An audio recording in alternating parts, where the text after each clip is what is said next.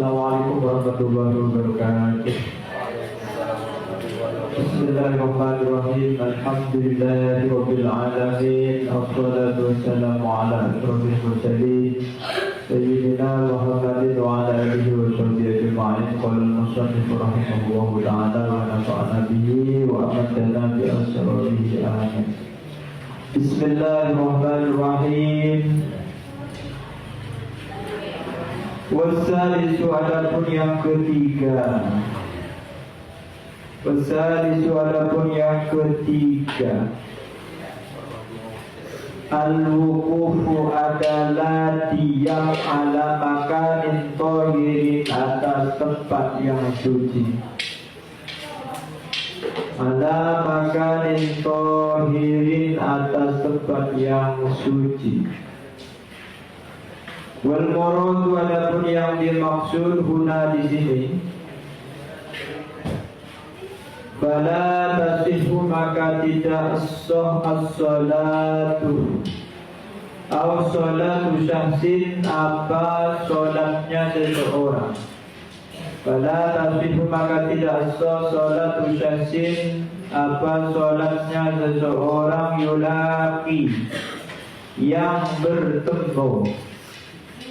Yulaki yang bertemu ba'du badanihi apa sebagian badannya sahas. Apa sebagian badannya sahas au libasihi atau pakaiannya sahas. Au libasihi atau pakaiannya sahas bertemu najasatan akan najis, najasatan akan najis fi qiyamin dalam berdiri, au qu'udin atau duduk, au ruku'in atau ruku', au sujudin atau sujud, au sujudin atau sujud. Jadi senomor telok dari syarat itu solat qabla dukhuli fiha khamsatu asya'a. Lemak perkara sesuatu diperhatikan oleh seseorang yang akan melaksanakan solat. Senomor telok adalah berdiri di tempat yang suci, artinya tempatnya di mana dia itu akan melakukan sholat, maka hendaknya tempatnya itu suci.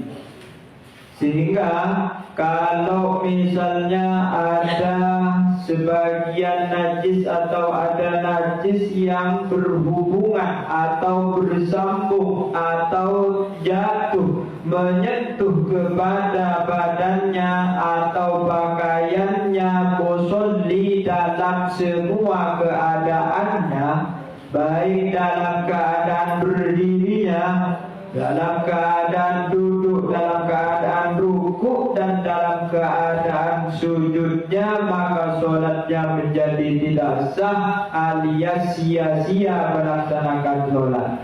Oleh karena itu maka kita hendaknya memperhatikan tempatnya di mana kita akan sholat. Cek benseroban takok bebedet tamu itu meceng. Jadi mana di bebedet meceng tepeh baik sebelum sholat yang perlu diperhatikan atau ketika melakukan sholat. Ketika melakukan sholat baru ada cicak di atas kita, lalu berdai keberdaina tepat lampian dibatal sholatnya. Maka yulaki ba'du badanihi aw libasihi najasatan. Jadi najis yang bersambung yang ketemu dengan sebagian anggota seorang musolli, maka sholatnya menjadi batal alias menjadi rusak. Jadi kita harus memperhatikan agar supaya kita yang akan menghadap kepada zat ibadat yang suci, betul-betul kita itu sudah mempersiapkan tempat yang suci, mempersiapkan badan yang suci, memperhatikan juga batin kita, hati kita yang suci, lillahi ta'ala, idil laksanakan perintah Allah Subhanahu wa ta'ala.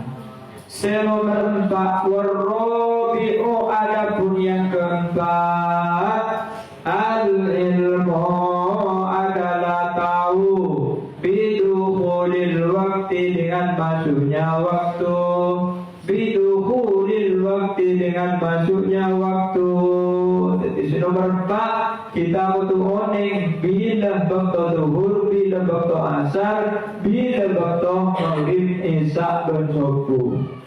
Nabi mangke lampun kembang. Jadi caranya kita mewarning untuk kita apakah sudah masuk waktu ataukah belum. Sudah ada alarm, sudah ada api, ada alarm, sudah serba canggih. Tinggal bagaimana kita mengeksekusi dari semua alat-alat alarm kita untuk menghadap kepada Allah itu di dalam semua waktu-waktu kita. Jadi kalau zuhur jam berapa tinggal alarm dihidupkan. Maghrib juga iya, subuh kalau mau tahajud jam 3, paling enten ya, setengah 4, pol telur polo, hingga kita sudah bangun. Jadi mengalarm, mengingatkan kita untuk kita menghadap kepada Allah Subhanahu wa ta'ala. Jadi ar-rabi'u al-ilmu biduhuril waktu, kita mengetahui masuknya waktu, ada jam dan semacamnya. Awal dhanna dukhulahu, atau menyangka, atau menyangka siapa musolli atau saat bil ijtihad, dengan ijtihad, bil ijtihad dengan ijtihad, bil ijtihad dengan ijtihad. Falau sholat, andaikan sholat siapa syahad, kalau sholat andaikan sholat siapa syahad, bighairi dzalika, dengan selain hal tersebut, selain mengetahui waktunya sholat, lam tasihha, maka tidak sah, lam tasihha, maka tidak benar, tidak sah, sholatuhu, apa sholatnya sah, sholatuhu, apa sholatnya sah, wa in shadafa, sekalipun sesuai al waktu, apa waktu, sekalipun sesuai, sedangkan memadai al waktu, apa waktu.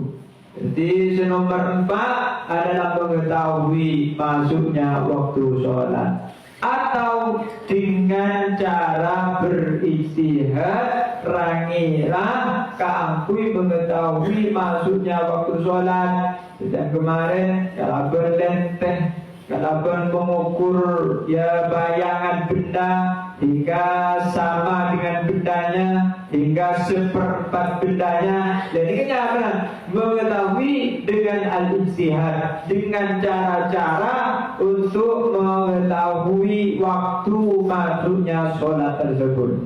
Maka kalau dia itu tidak berijtihad, tidak berusaha untuk mengetahui masuknya waktu sholat, lalu dia sholat, sekalipun sholatnya dia sudah berada pada waktu sesuai dengan sesuai dengan niatnya, sesuai dengan yang diinginkan, maka di sini lam tasihha sholatuhu, maka sholatnya dianggap tidak sah. Jadi apa dengan zuhur, tapi dia itu tidak mengetahui kepada waktunya zuhur, ataupun tidak berusaha untuk mengetahui waktunya zuhur, lalu dia sholat benar, dia sholat pada waktunya sholat zuhur, tetapi dia tidak berusaha dan tidak berupaya untuk mengetahui waktu zuhur, maka lam tasihha sholatuhu, sholatnya dianggap tidak sah. Jadi oleh karenanya